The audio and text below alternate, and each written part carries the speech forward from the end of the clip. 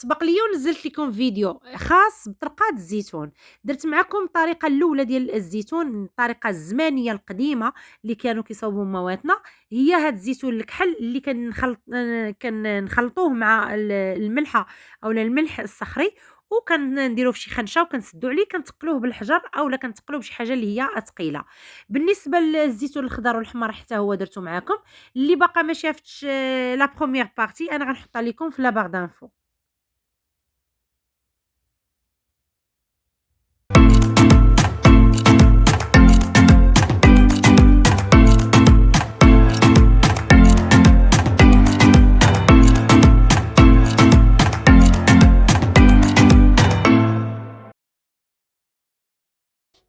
السلام عليكم الحلقات، السلام عليكم المتتبعين ديالي، معكم دياليس رقية في نهار جديد وفيديو جديد.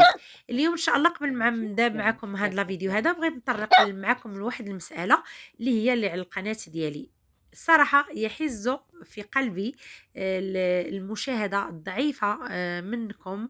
يعني صار فيكم صديقات، فيكم عائلة، فيكم مقربين، فيكم الناس كيتبعوني من بعيد، من المغرب، والأغلبية البنات الجزائريات. كنقول لكم شكرا البنات، يعني المتتبع الجزائري اللي كيتبعوني، كنقول لكم شكرا. وفي جميع الدول منهم مصريات صديقاتي، ولكن الأغلبية البنات اللي كيشاهدوا القناة ديالي ما مابونينش عندي، ما عرفتش علاش. بالنسبة للمتتبعين ديالي ما عرفتش، بعض مرات كيكون طالع الفيديو غير 1000 مثلا، كيكون 4 ولا 5 ديال لي لايك، كيكونوا التعاليق اللي قلال. يعني اللي بغيت نقول لكم سواء المشاهدة او لا ليفي، سوا ليفي او لا لي لايك او تعاليق قليلة وضعيفة بزاف بزاف.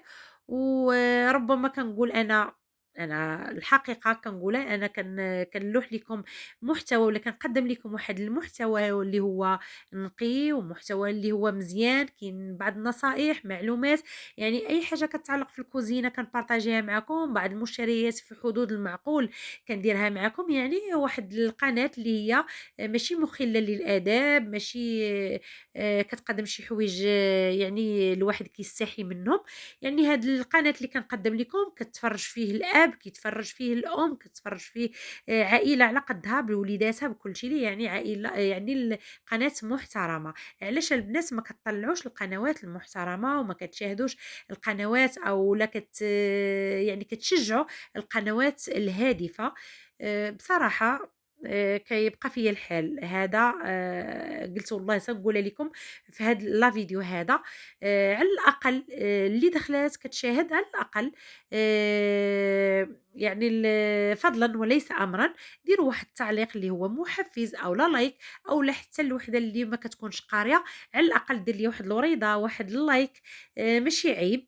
المهم اللي بقى فيا انا قلته لكم، وسمحوا لي بزاف البنات لان ما عمرني درت شي فيديو هكا كنلوم فيه الناس اللي قراب ليا، اولا اللي كيبغيوني، اولا اللي كيشاهدوا القناه ديالي. المهم غندوزو للزيتون. بالنسبه للفيديو الاول اللي باقي ما شافتو، انا غنحط لكم الرابط ديالو في لا باغ دانفو.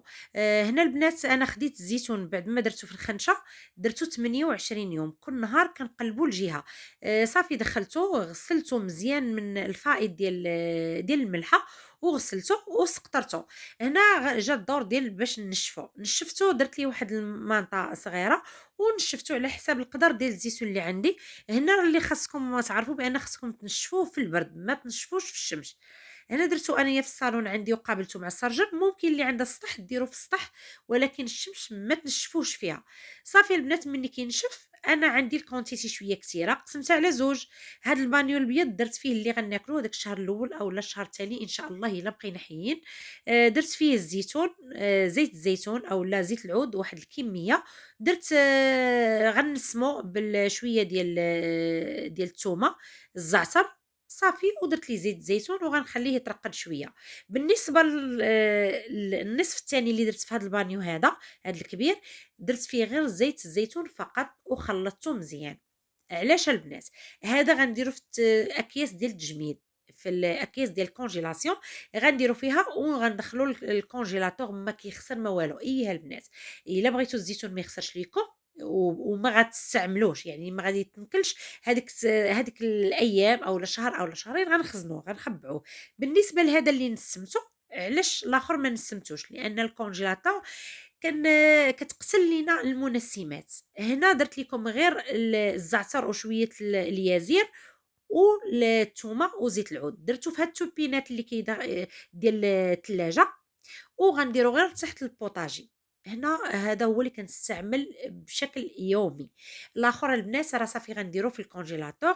هاد الطريقه هذه، انا الحاجه اللي كنصاوبها لولادي وكياكلوها، كنشوف ولادي كياكلوا شي حاجه من الصنع ديال يدي، كنفرح ليها البنات احسن من شي حاجه اللي كنجيبوها من الزنقه ما كنعرفوش حتى باش مصاوبه. والحمد لله راه الانترنت ولات، راه اليوتيوب ولا كيعرفنا بزاف د الحوايج. ب... ما يمكنش الزيتون كيرقاد في سيمانتو الا الا كان مواد محافظه، او لا الصودا، خصوصا الزيتون كيديروا ليه الصودا البنات. وانا درت لكم واحد الطريقه حتى لكتاب وجبتوه. الطريقه ديال كديروا ليه الماء طايب، بحال اللي غنعمروا اتاي كنغسلوه بها وكنرقدوه بها، ومن بعد كنسموه بحال هادشي اللي درت معكم زويته.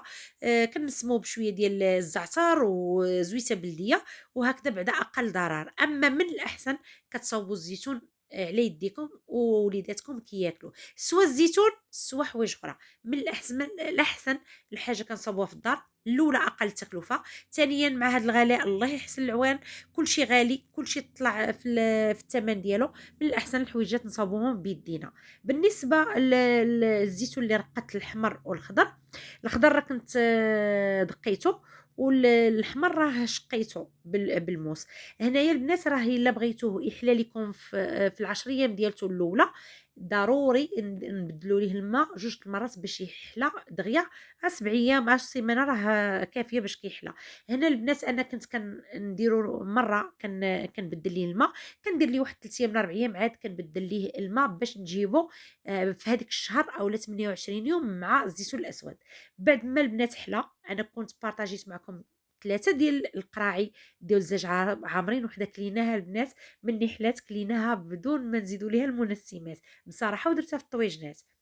هادو هنا باش غنسمهم، كنبدلوا الماء الاخر ديالهم كنبدلوه، كنزيدوا فيه العصير ديال الحامض، لي طرونش ديال الحامض، الملحه والثومه وقرينات ديال الفلفله.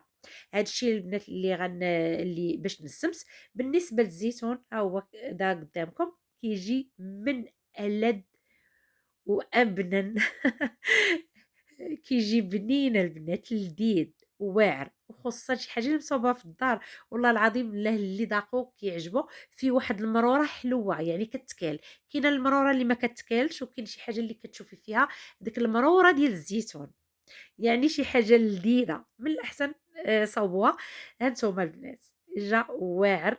وخصوصا التوبينه اللي كنبغي ناكل، يعني اللي كنديرو هذيك الاسبوع كنعمرها بالزيتون. في العود كنحط الزيتون بوحدو، والزيتون بوحدو، والزيت العود بوحدو. يعني كنعمر واحد التوبينه كنعمرها كامله، كنعمرها كلها بزيت الزيتون وكنحطها، وكنقول لكم الى اللقاء، بسلام عليكم.